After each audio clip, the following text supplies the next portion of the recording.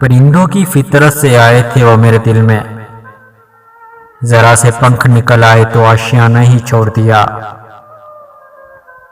مطلبی دنیا کے لوگ کھڑے ہیں ہاتھوں میں پتھر لے کر، میں کہاں تک بھاگوں شیشے کا مقدر لے کر۔ نظر کھا گئی ہم دونوں کی محبت کو، روز بات کرنے والے اب خاموش رہتے ہیں۔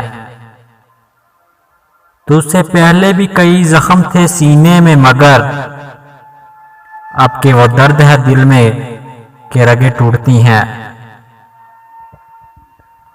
کیجیے اپنی نگاہوں کو ایک چہرے پر پابند صاحب،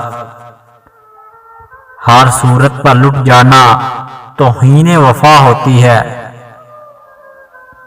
اس کو بے وفا کہنے سے وفا کی توہین ہوتی ہے۔ مرشد، وہ وفا نبھا تو رہا ہے، کبھی ادھر تو کبھی ادھر۔ لوگ پوچھتے ہیں تم کچھ بدل سے گئے ہو، بتاؤ ٹوٹے ہوئے پتے اب رنگ بھی نہ بدلیں۔ نفرتوں کے بازار میں جینے کا الگ ہی مزہ ہے، لوگ رلانا نہیں چھوڑتے اور ہم مسکرانا نہیں چھوڑتے۔ ان کے ہونٹوں کو تکلیف نہ جینا،